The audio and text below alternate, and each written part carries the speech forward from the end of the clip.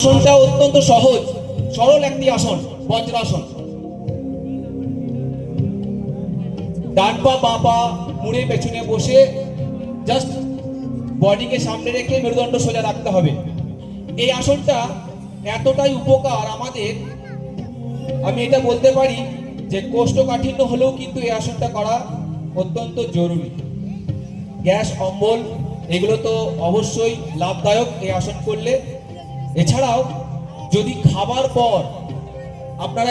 পর যদি এই আসনটা 5 মিনিট করে থাকতে পারেন তাহলে রাত্রেবেলায় ভালো ঘুম হবে। যদি খাবার পরে আপনারা এটা বিছানায় করতে পারেন, বজ্রাসন করলে দ্রুত পাচন ক্রিয়া হয়। অত্যন্ত লাভদায়ক একটি আসন বজ্রাসন। এই আসনটা আপনারা করার চেষ্টা করবেন। নেক্সট আমরা এবং ঈশান ভট্টাচার্য, দেখুন একটু মাছের ভঙ্গিমা, একটু লেভেল 1 মানে একটু হাই স্টেজের এই আসনগুলো হয়, একটু রিক্সি হয় এই আসনগুলো, বিশেষ করে ঘাড়ের ক্ষেত্রে একটু না জানলে সঠিকভাবে করা ঠিক নয়। ঠিক আছে, আস্তে আস্তে আস্তে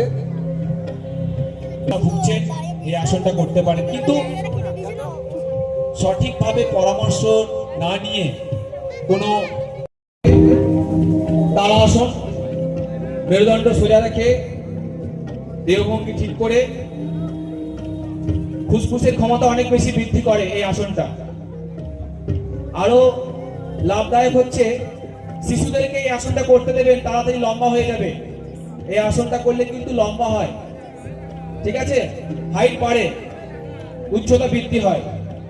এটাই তাড়াসন। একসঙ্গে করো, সমস্ত পোজগুলো একসঙ্গে করো প্রত্যেকে।